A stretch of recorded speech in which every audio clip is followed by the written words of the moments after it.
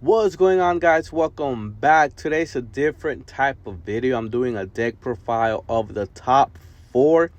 It was I think like 56 players in total. One of my homies placed top four, which I'll get into the details soon. But it was shout out to Red Sabers Games for hosting it, and also Collectible Exchange. Good pricing, as you guys can see. I think second place pricing for Rapunzel's foil. It's amazing. I would have personally tried to get that instead of anything else. But I really think my homie with Blurple, that's right, with Blurple could have taken it. And I'll explain why in a bit. But check out the pick and like the video, comment, and also subscribe for more deck profile. These are the top four. Congrats, boys. With deck number one, in no particular order, they decided to split. We have Ruby Sapphire. The only thing that I feel like is a little different here is Sisu and also Vitalisphere. I know they kind of, went away from that, but this player, under the name of Calvin, decided to play it, which is not bad. It allows your Maui Half Shark to attack instantly as soon as you summon it. And I know some are taking in Maui's Hook, which I think is a really good tech. But overall, four of everything. I don't know about the Sisu. I don't know how I feel about the Sisu because it's a turn 3. But you're usually skipping your turn 3 and going to turn 4 because you're ramping on turn 2. So on turn 3, you want to drop a character with 4, or just hard cast how far I'll go. But hey, it got them to a top 4, so congrats, big shout outs. Red Saber Mini Pricks, awesome event, awesome everything. I had a great time. I personally did terrible. Round 1, I went against a friend. Round 2, I got a bye. And round 3, I went against another friend, which is crazy. Kind of kills the mood, but it is what it is. And I'm just glad that one of my homies actually made it to top 4. And it's really cool, especially the deck he was playing.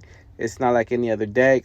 But another thing I would personally run on Ruby Sapphire would be Scars, because you are running Popsicle, so you're able to heal him and continue attacking. And instead of just throwing away your Popsicle to get him back with Tamatoa, you're actually using them for something. And if you have Maui's Fish Hook, you can give him evasive, and he could just start hitting anything that's evasive, heal it, keep attacking, heal again, keep attacking, and it's kind of like a B prep. So I would personally run at least 2 copies of Scar, but unfortunately, I'm not really messing with Ruby Sapphire at the moment, but I might just to try it out. But overall, let me know what you guys think of this list. I think it's really standard, kind of very, very similar to the DKP list. But I think that's the new way of playing Ruby Sapphire, because with the coil and Sisu and everything, it is a little too slow, and a lot of decks can go under you and just beat you to the race, and by the time you stabilize, it's a little too late. But yeah, this is the video. This is the deck, and let's move to deck number 2. This is Blurple from Steven. That's my homie. Really cool card. I personally told him to add the Hypnotic Strength. I don't know if he listened to me or maybe someone else told him, but I did mention it to him, because you can get rid of Iago, you can get rid of the King Cobra, and a lot of people are on King Cobra and Iago. So you draw a card and you get rid of a monster for 2 costs. I think that's phenomenal. 2 copies. Yeah, I personally wouldn't run more. So his Blurple, I think, could have beaten the other 2, because there's 2 Ruby Sapphire on the top 4, and I think he could go under that and just outrace them. And I think he could have been in a very good spot, but they decided to split, so that's cool. Everyone wins. They all got 1 copy of each card, instead of a set. But 4 Tipos, 4 Bells, 4 Fox, 4 Genies, 4 Iagos, 3 Scrooge. Since I've met Steven, he loves playing Scrooge. And I think Scrooge stats is crazy. 5'5". He survives a lot, man. He's really good. 4 Bells, 4 Elsas, 3 Gaston, which I know it's a new addition and it's really good. 4 Hades, amazing. It's crazy. But you do need removal. You do need to start getting rid of threats that you might possibly can't stabilize, because you don't have a turn 1 besides Popsicle, but you don't have characters. But you're trying to get to those big bodies and stabilize and control. 4 Sails, 3 Finders Keepers, 4 Friends, 2 Let It Goes, and only 3 Manners. It looks great. Not a lot of uninkables. I would personally try to see if I could add another Manner. I know a lot of decks struggle to get rid of Manner, especially if you're not running Fox, or the whole Crab Fox thing. Just having 9 willpower, it is crazy. Not even Maui can take it off, and we all know Maui can take out many, many, many things. But this is Blurple. If you guys like Blurple, I would say try his list. He's really good with Blurple. He's been running Blurple before it even became popular. Really great. He's been running Blurple, I don't know, since maybe set 3, set 4. But he's been running Blurple for a while. And now that Blurple is shining and it has a spotlight, he's just dominating. And this is the list he took, and he did great. You know, he went, I think, 5-1. Made it to top 8. Won his first match, and then just decided to split. But this is the list. Let me know if you guys would change anything, or if you guys would just completely remove something and try something different. But I do think this list looks really solid, especially because the uninkable count is not many. It's only like 7, 10, 14 uninkables, which is not bad, especially if you're ramping. So you're able to play those way faster. Especially Hades and Gaston is able to, you look at the top 3, get a card. If you desperately need, you could just get a card that's inkable, ink it, and be ready for the next turn. Or just get a removal like Let It Go or Hades. Moving to deck number 3, it's another Ruby Sapphire, like I said. This one is very similar like the DKP. It has the one Super Goof. I think Super Goof is great, but not having Hiram does hurt, because that was another 4-drop that a lot of decks could not remove, and he would survive and he'll be able to sing How Far I'll Go. But he has 4 crabs, 4 Tamatoas. I would run 3 or 2. I don't think 4 is necessary.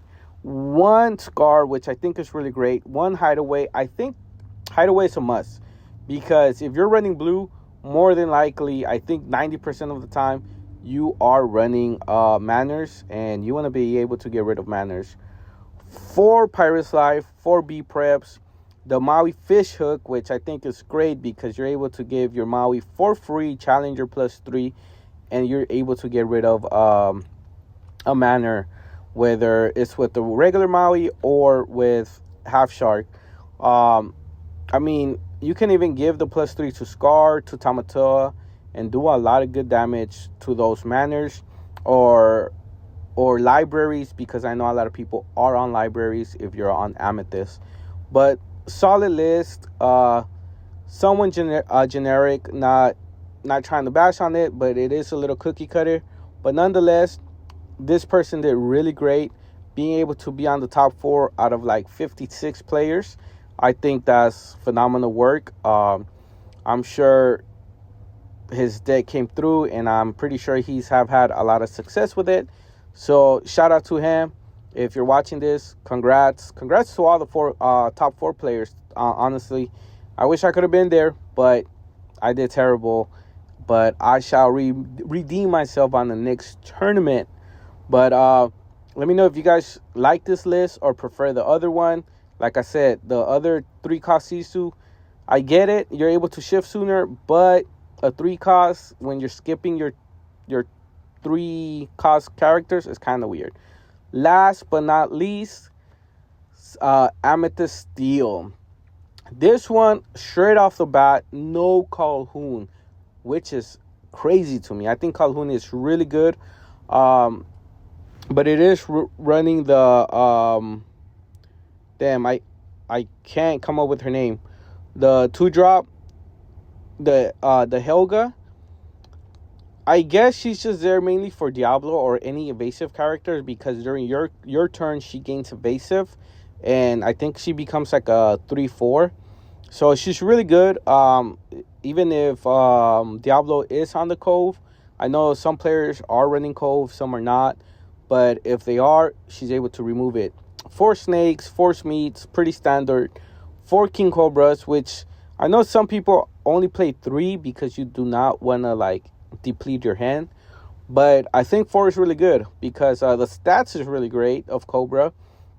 And you're able to close out the game. 4 fox, 4 crabs, 4 Pete. I think if you're running Pete, you have to run 4. 3 white rose, 4 genies, 4 goats, 2 rabbits, and that crown, the dual color. Don't know the name of it, but the crown, which is pretty much exert all your opponent's character, and every time you banish a character with one of your characters, gain 2 lore. So imagine if you have Calhoun and she's able to banish something, you're getting plus 4 lore unexpectedly, which is crazy. But if you have Smee, Snake, anything with good stats like the King Cobra, Fox, Crab, Pete, Goat, and you just play this card, exert everything, and start controlling the board by either trading or banishing, but you're gaining lore at the same time. That's spicy. I like that. 4 strength and 4 Zeus. I get Zeus, especially if he's running 10 4-drops. Maui Sharks is everywhere. If you're running red, you're more than likely running Maui Half Shark. But this is the list. I think it looks really great. The only thing, I think I would still run Calhoun. I really like her effect, and people opt not to quest when they see her. Drop a like, comment, and subscribe. I'm going to try to be doing more deck profiles like this. So let me know in the comments below if you guys enjoyed it or how I can improve. I know I don't really do deck profiles like these, but I'm trying. I'll see you guys next time. Peace.